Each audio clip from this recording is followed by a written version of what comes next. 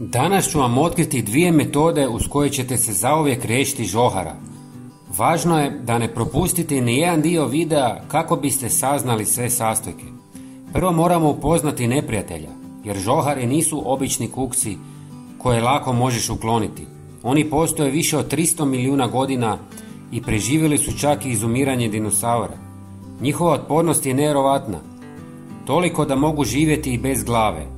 Možda zvuči nevjerovatno, ali tjedan dana mogu hodati bez glave jer dišu kroz male otvore na tijelu, a ne kroz usta ili nos.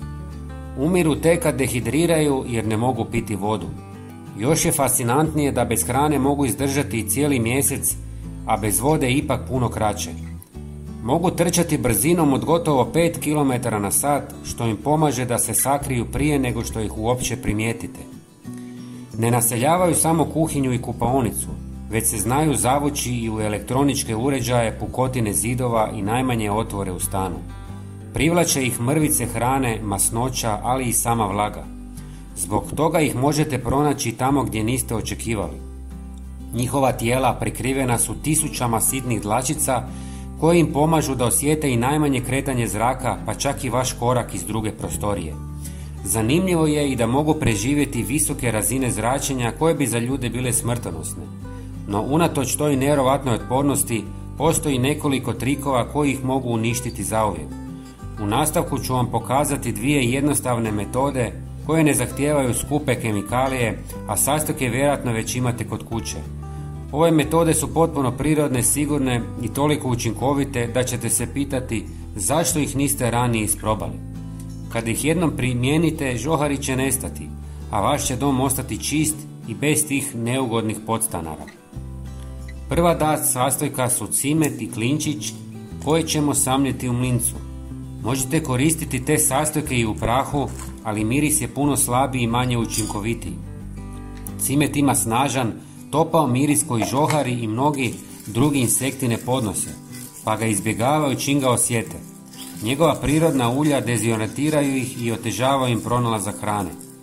Klinčići sadrže eugenol, tvar koja djeluje kao snažan prirodni insekticid. Njihov jaki prodoran miris odbija ne samo žohare, već i mrave, smrdibube, miševe, moljce te komarce. Kada se cimet i klinčić koriste zajedno, stvaraju moćnu mirisnu barijeru koja učinkovito štiti prostor od raznih štetočina. Sve istresite u 200 ml vruće vode. Zatim dodajte 200 ml octa koji djeluje kao snažan prirodni dezinfekcijsko sredstvo koje čisti i uklanja bakterije s površina koje su žohari kontaminirali. Njegova kiselost pomaže razgraditi prljavštinu i masnoće te sprječava razvoj mikroorganizama. Redovitim korištenjem octa na mjestima gdje se žohari pojavljuju smanjujete rizik od širenja bolesti koje oni mogu prenijeti. Osim što ih odbija, ocat također pomaže održati prostor higijenskim i sigurnim. Zbog toga je odličan saveznik u borbi protiv ovih neželjenih gosti. I zadnji sastojak je eterično ulje mente ili čaj od mente. Menta ima snažan i osvježavajući miris koji žohari i mnogi insekti ne podnose, pa je prirodni repelent koji ih drži podalje.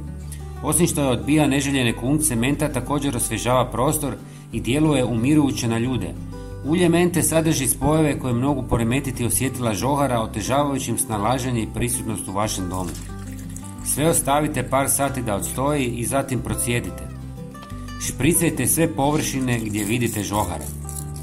Sada ćemo napraviti drugu metodu koja je još učinkovitija. U posudu prvo dodajte 1 žlicu sode bikarbone koja se miješa s kiselinom u njihovom probavnom sustavu i proizvodi mjehuriće ugljičnog dioksida koji ih ubija. Osim sode bikarbone možete koristiti i bornu kiselinu. Zatim dodajte šećer koji služi kao mamac zbog svog slatkog mirisa i privlači žohare da pristupe smjesi.